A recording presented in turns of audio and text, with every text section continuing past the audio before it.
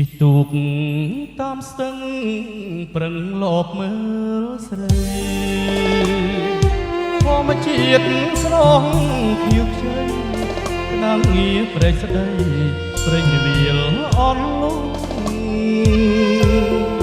ស្ទឹងចាស់ព្រែកលួងទ្រូងជាប់ចោឆក់ក្រោមភ្លៀងរលឹមតក់តក់រូបកាខ្ចីលហកឆើតឆាយបងជាទេសចរជីទូកដគុណមើលថាស្រពោដៃតូចស្រលូនក៏ទឹកបែកចាយអូឡាប់វត្តកែវល្អគុណមិនណាយខ្ចីលហកសក់ខ្មែររំសាយអូនតែចិត្តមកសុំស្នាតែកម្មអាក្រក់ដកត្រាំដួងចិត្តដូចមេឃងងឹតអាប់ពន្លឺខា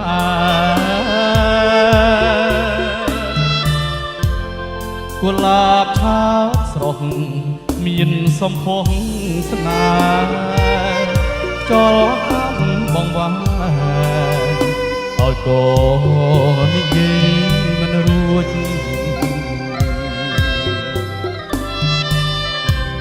បងអាឈាមស្រោចក្នុងស្ទឹងសងកាក្រមពន្លឺដួងខាសូមឲ្យជួបស្នេហ៍បុប្ផាព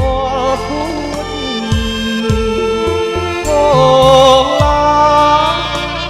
វត្តកែវនេត្រាមុតស្រួច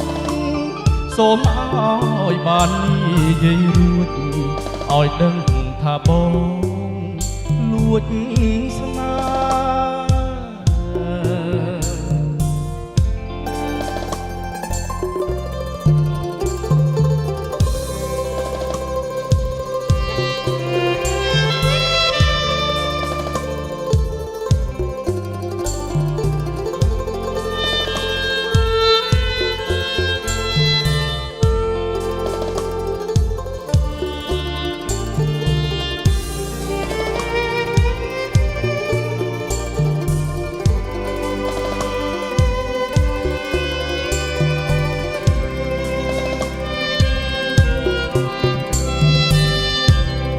ជីទូក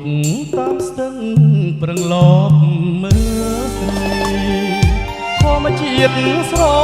ខៀវខ្ចីក្តាំងងារព្រែកស្ដីព្រៃវាលអន់លងស្ទឹងចាស់ព្រែកលួងទ្រូងជាប់ចោឆក់ក្រោមភ្លៀងរលឹមតក់តក់ជួបកាខ្ចីលហកឆាយ